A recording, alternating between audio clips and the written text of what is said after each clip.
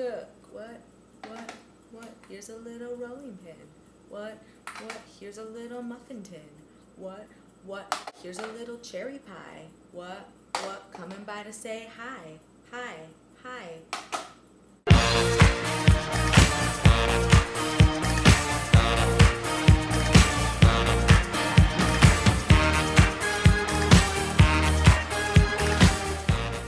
Yeah! This is my new kitchen. We'll be experimenting with a few different angles and some shots like, whoa. Well, wait, first, I just wanted to introduce you to someone you may have met already, but she is very special to me, and she is one of my new roommates. Come on down. You can just at least look, just say hi to the camera, just come say hi. Sorry, I just did. I don't even know if you remember this, but you voted for Mahi-Mahi and coconut. Mahi-Mahi's common name is dolphin fish, but don't worry, it's not even dolphin at all. It's more like a whitefish, like flounder, or it's a surface-dwelling ray-finned fish, according to Wikipedia, and once again, it's not a dolphin. Coconut. Coconut is a member of the palm family, you know, because you see them on palm trees, right? It was called a coconut because the people who discovered it thought that, like, the hairiness of it reminded them of a witch named Coco. But what you should really know is that we're using coconut milk in this recipe. This is what we're gonna make. Roasted mahi-mahi with a coconut milk marinade served over a creamy bed of baked polenta with some green onions mixed in. Could it get any better than that? Making a marinade! Now, I didn't have a lot of time to actually let this sit and marinate, but it's just gonna sit while I do some other stuff, and that's gonna be fine. Get yourself a little bowl that you could like mix a marinade in. Between 1/2 cup and 3/4 cup of coconut milk, 2 tablespoons worth of chopped cilantro. You know, it's always good to get that acidic element, and it also helps to bring out the flavors. A little bit of lemon juice. It's probably a little over a tablespoon. A tablespoon of sugar. This isn't even a tablespoon at all. It's like 1/2 teaspoon, actually. We like our coconut to taste a little sweet, so we're gonna add this. 1/2 teaspoon of crushed red pepper flakes. Some freshly ground black pepper. Some salt. Got my mahi-mahi. Oh man, it's like I just caught it myself. I put it in the pan, and I'm just gonna cut a couple slits on the top to make sure it...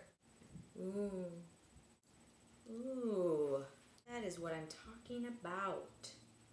We're just gonna let this sit in the refrigerator while we do something else.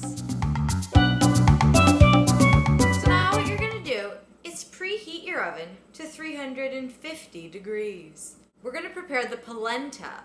Do you know what polenta is? Ground corn, also known as cornmeal.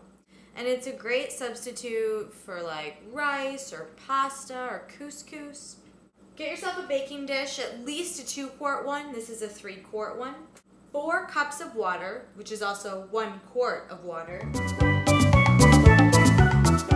Then add 1 cup polenta or 1 cup cornmeal, whatever you want to call it. 1 teaspoon of salt. Just stir it all together.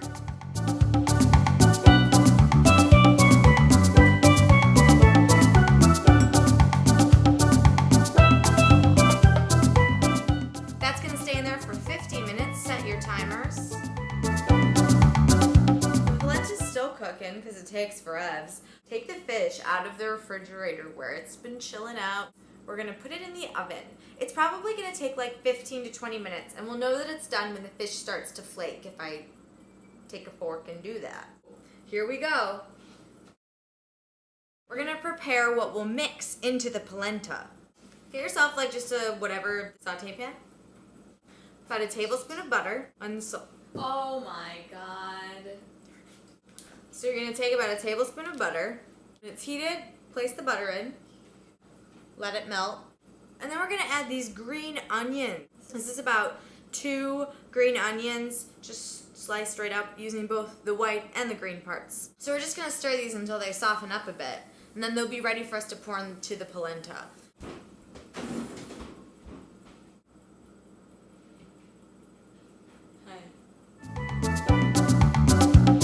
In just a few short seconds, minutes maybe, the polenta will be ready for us to remove from the oven, stir in the green onions and a little butter. Okay, it is time. Look at this. Put this in. Oh, and maybe a little more butter.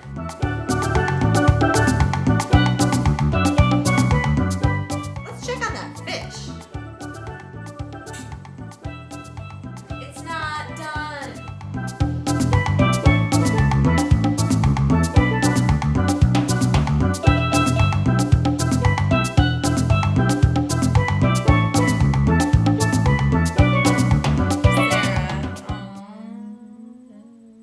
Just make sure to get a good piece with the fish, which is flaky, and the beautiful polenta, and I just put a little bit of the cilantro on top.